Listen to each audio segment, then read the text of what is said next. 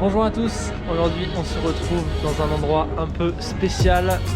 Voilà, nous sommes au circuit de Barcelone, voilà, pour la troisième journée de test de pré-saison. Donc voilà, très heureux d'être ici, de vous emmener ici. Je vais essayer de vous faire vivre un peu toutes les coulisses. Personnellement, c'est la première fois que je vais voir de la Formule 1. On est juste en face du garage Ferrari. On aperçoit par-dessus les bâches qu'ils ont mis pour cacher, pareil pour la Racing Point qui est juste à côté. On a un Renault aussi qui est juste là, qui travaille beaucoup depuis tout à l'heure. Ils ont notamment changé d'aileron, leur aileron qui est un peu nouveau, un peu bizarre. Donc voilà, donc j'ai hâte de découvrir tout ça. Et je vais tout vous filmer.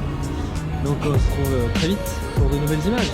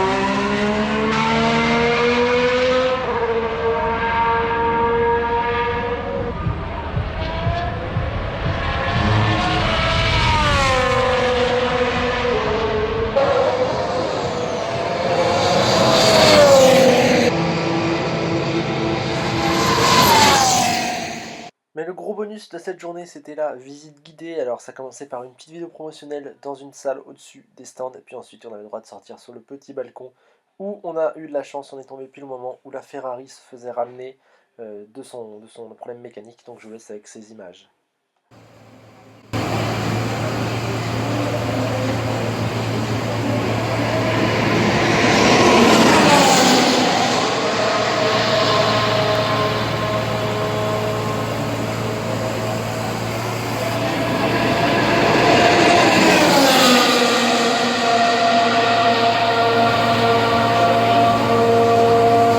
Et l'autre incroyable bonus de cette visite guidée, c'est qu'on a eu le droit à un paddock pass pendant 30 minutes. Vraiment incroyable, le meilleur moment de ma journée, je pense.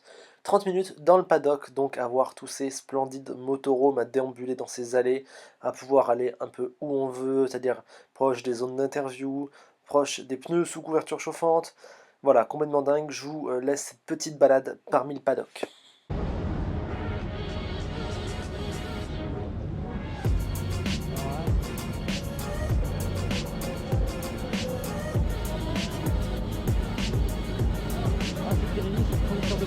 Ouais. Oui.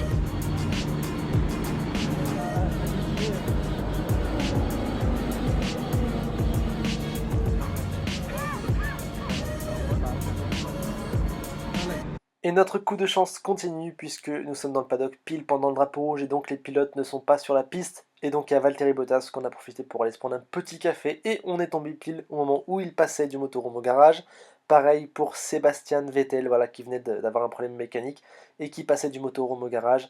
Le gars est vraiment super sympa, il a signé des autographes pour tout le monde, des petites photos, malgré le fait qu'il devait être dans un moment assez difficile. Bon, pas d'autographe personnellement, mais je l'ai laissé tranquille. Mais rien que de le voir et de voir sa gentillesse, c'était très cool. Et puis bonus, voilà, croisé Julien Febvreau, un mec vraiment en or, un gars ultra sympathique qui s'est arrêté pour la photo, deux trois mots, très gentil. Voilà, un amour de mec, un vrai régal. La visite est terminée par un tour en bus tout autour du circuit, en fait à l'intérieur du circuit dans un petit chemin, donc on a suivi vraiment tout le tour de la piste depuis l'intérieur. Un moment vraiment super qui apporte plein de choses, on voit les pilotes nous passer à pleine vitesse, à plein d'endroits différents, et vraiment c'est super, ça donne de superbes images.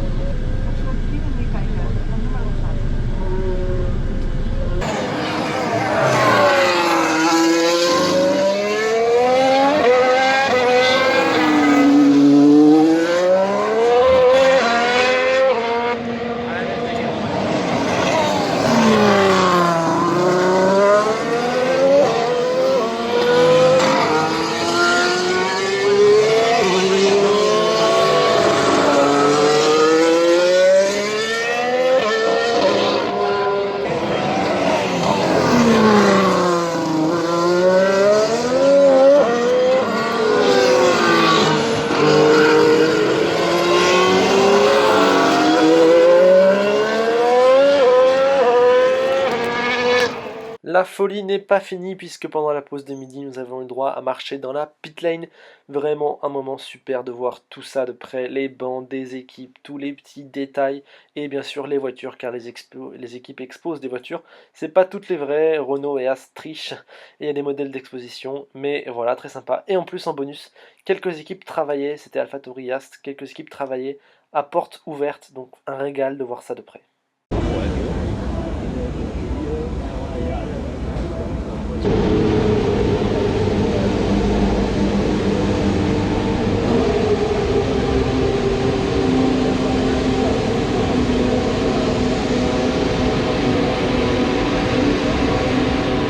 Et l'après-midi, on s'est dit qu'on allait se poser et donc on a passé toute notre après-midi aux alentours des virages 3, 4, 5, 6, 7, 8, 9. Voilà, il y a plein de plans, je vous laisse avec toutes ces magnifiques images.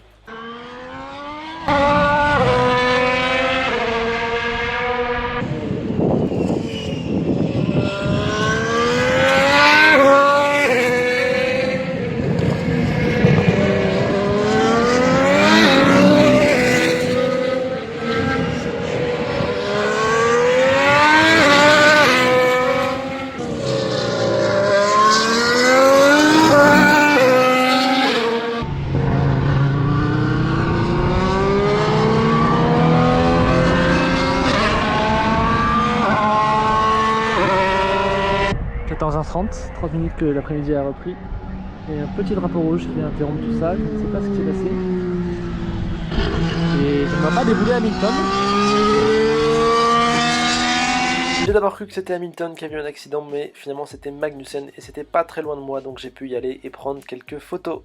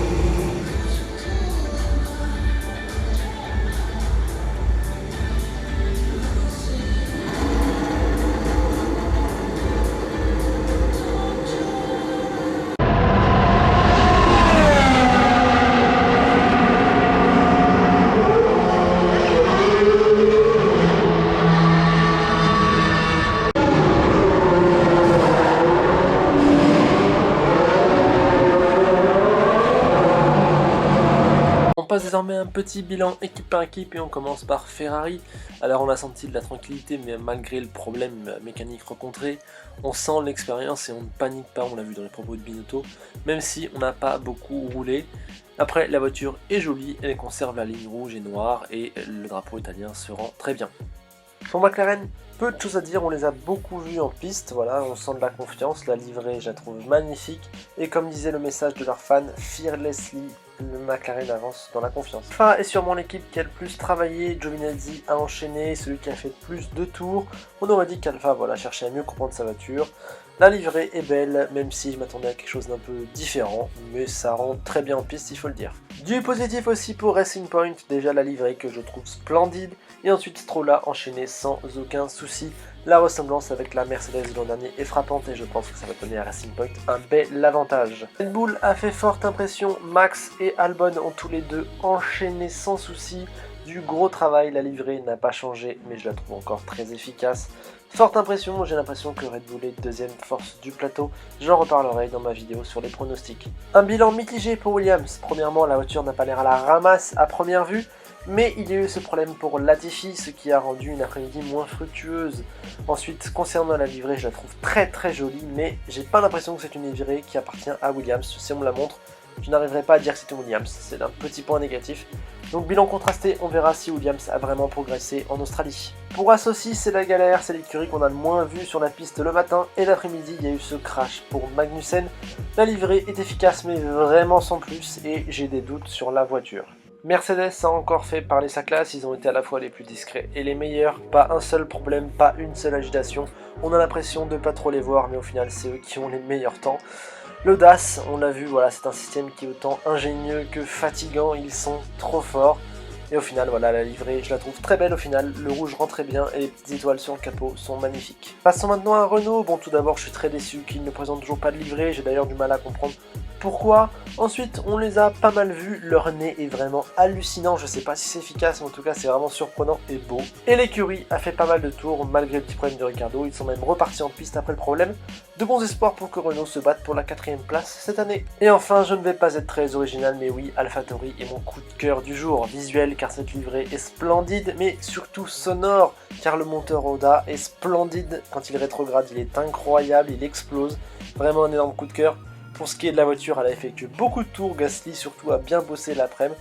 Et voilà, j'ai de bons espoirs pour cette magnifique voiture. Je termine cette vidéo en faisant un petit retour sur mon expérience. Alors j'avais pris la place circuit expérience à 70 €. Ça donne accès à la tribune principale, plus à partout sur le circuit, c'est-à-dire toutes les tribunes, toutes les pelouses, on peut vraiment se balader. On a aussi droit à une petite tribune qui est VIP pendant la course au virage 11. Je vous conseille d'y aller parce qu'on voit vraiment les pilotes freiner, puis faire tout le mini-stade jusqu'à la chicane. Du coup, avec tout ça, on peut vraiment se balader tout autour, voir les pilotes en ligne droite, en courbe, en montée, en descente. On peut être à l'ombre, au soleil, assis, debout. On fait ce qu'on veut pendant les 8 heures qu'on passe sur le circuit. La visite est géniale. Bon, la petite salle vidéo promotionnelle, bof, mais ensuite le balcon qui donne vue sur les stands, c'est génial. Le paddock pass pendant 30 minutes, je n'en parle même pas, c'est incroyable. Le tourbus est super intéressant, voilà, cette offre est vraiment géniale. Le pitwalk, voilà, pendant la pause de 13 h, c'est splendide, on voit tout de très près, les voitures, les détails, c'est absolument à faire. Même s'il y a beaucoup de monde et quelques équipes trichent en ne mettant pas la vraie voiture. Bilan pour 70 €, auquel il faut rajouter aussi l'hôtel et le trajet si vous voulez. C'est un immense oui. On a la journée entière pour profiter, on est totalement libre, on voit tout et même plus que ce qu'on pouvait imaginer. On est au plus près des équipes. Pour une première expérience de Formule 1, je recommande totalement, je pense même me faire ça à chaque année. Cette journée c'était vraiment un pur régal, voilà, c'était d'une douceur, tranquillement on avait le temps, on a vu des choses uniques, c'est vraiment un 20 sur 20. Pour terminer, je dois dire qu'il y avait aussi une offre à 40 € plus cher, donc à 110 €, qui donnait en plus accès à la terrasse, donc c'est le toit du bâtiment des stands, ce qui personnellement je trouve n'apporte pas grand chose. Et ça donne accès au paddock full day toute la journée, mais avec mon offre je pense que 30 minutes suffisent dans le paddock, on fait un aller-retour dans le paddock, on voit tout ça. Mais après, est-ce qu'il passait toute la journée dans le paddock, c'est super intéressant. Je pense que le plus intéressant, c'est d'y aller 30 minutes, d'avoir un peu de chance de tomber sur les bonnes personnes, et ensuite de passer le reste de sa journée sur le tour du circuit, quoi. Donc voilà, je vous remercie d'avoir regardé ce vlog, j'attends vos retours avec impatience. N'hésitez pas à partager, à liker, à me suivre sur les réseaux sociaux, @lepitstopf11. On se quitte avec une dernière vidéo. un pit stop, bien entendu. À très vite.